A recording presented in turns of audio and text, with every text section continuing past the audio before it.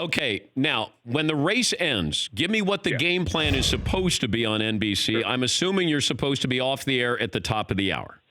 7:15. Okay. So the race ends, couple of interviews, a little bit of break, some analysis, break, come back, full field, the winner's circle, and then we come back one more time and throw it right to hockey and the game starts. Okay. So we were dancing a little bit there. When did you first realize that something was wrong? We, normal procedure, race ends, talk about the horse for a few seconds. Donna Brothers, who does a great job on horseback, gets to the outrider and the winning jockey and the horse, talks to the jockey. She usually throws it to either a trainer or an owner interview. We get that, and as that's going on, just as that's going on, at the very, very end, Rob Hyland, our producer, said, hang on a second, to me, and then I was listening to him as we started talking when the throw came back to me, and I was looking at the board, and Rob told me at the time it popped up on the board the word objection, which is part of the story, because objection means one of the jockeys said, hey, something's wrong, as opposed to an inquiry where the stewards would have thrown the flag and say, hey, we thought we saw something. We need to go watch the video, so hold all tickets and don't cash them. And don't rip them up either. What was the rule that was broken?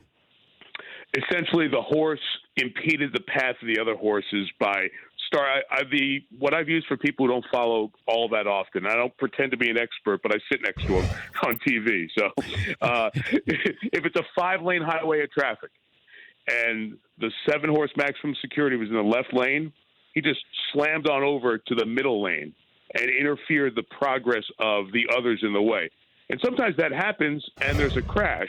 Luckily, there was contact, but no crash. And that's where the problem is. The safety of the other horses and the jockeys were put in danger because that horse had that sharp move coming around the turn for whatever reason.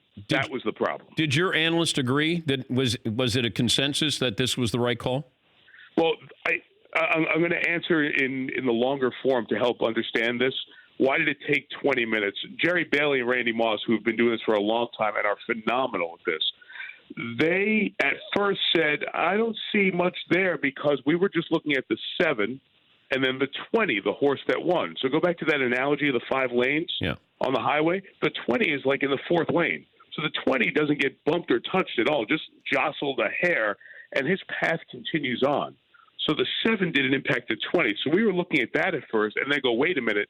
Now we see, as you watch more angles of it, we see how it really caused a big problem for the rest of the field. So you understand why the stewards kept looking over and over and over. And the more you look, the more you realize this was really a problem with what happened. I'm just curious, Mike, given the track conditions, if that's factored in to what happened on that turn. Yeah, as people talk about all the time, without getting really super technical here, on a sloppier track, it's a little bit tougher, just like it would be a little bit tougher for us to walk and run if it's a little wet compared to dry. But most of the horses usually handle this case fine. The horse changed leads, which means your left hoof in this case is coming down first. The horses always change leads when they're making a turn. This happened a little bit earlier than it should have with this horse and allowed it in part to drift a little bit. So that's why some are pointing to the jockey could have handled the situation a little bit better. Small inside baseball stuff, but all contributing to it. And does the track condition make it tougher? Yeah, a little bit. For more Dan Patrick Show, tune into Audience Channel 239 on DirecTV. Stream for free on BR Live or download the Dan Patrick Show app.